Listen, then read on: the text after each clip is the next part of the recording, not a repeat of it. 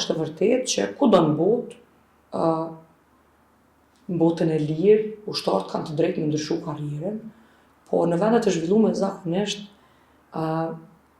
në profesione tjera shkojnë mas pensionimit, sidomos oficerët dhe nën-oficerët të cilët janë gradu dhe kanë karriera të cilat i kanë fitu me mund në ushtri.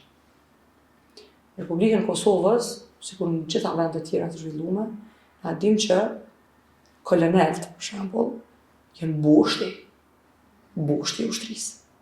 Është sakrificë e madhe, është stil i jetës, me qenë ushtar, me qenë oficer, është stil i jetës, nuk është punë që bëhet tek deri në 4. 24 orë, 7 javë, krejt jetën tonë ti oficer në shërbim vendet masnore. Dhe në momentin që kapiten, kolonel, lëshojnë, fasakën, lëshojnë ushtrinë tonë, atëherë diçka është seriozisht gabim të ndodhë aty. Dhe tu e di që funksionon ushtria, kjo ndodhë zakonisht për hup motivi, ku nuk shohin të ardhme aty.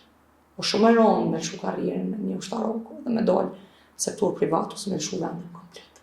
Askon tjetër nuk e gjenë veten si aty. Sepse njerëz që vinë ushtri, nuk vinë veç për një pagë. Edhe karakterin e kanë ndryshë. Ata vinë me i shërby vendet, jenë të i shërby një kauze. Çka duhesh me i bon, një koloneli ose një kapiteni, me lëshu ushtri. Çfarë gjendje duhesh me po? Thonë mendoj që ka të bëjë me keq menaxhimin në sektorin e sigurisë të mbrojtjes. Jo me bindur.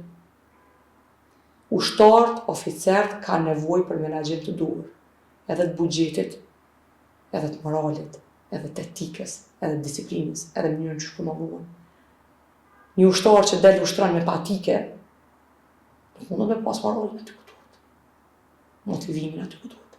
Një ushtar që ballafaqohet me daljen në publik të skandalit për keq menaxhimin e kontratës së ushqimit, nuk mundet me qenë motivuar. Një ushtar që nuk e ka uniformën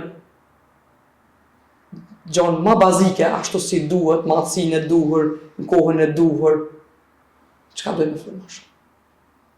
Që nuk i përmbushën kushtet bazike, mos flasim pagesat orarit, domethënë punës që bojnë mas orarit, të rrezikshmërisë, gjitha këto. Kemi problemet mëdha edhe në ushtri edhe në polici.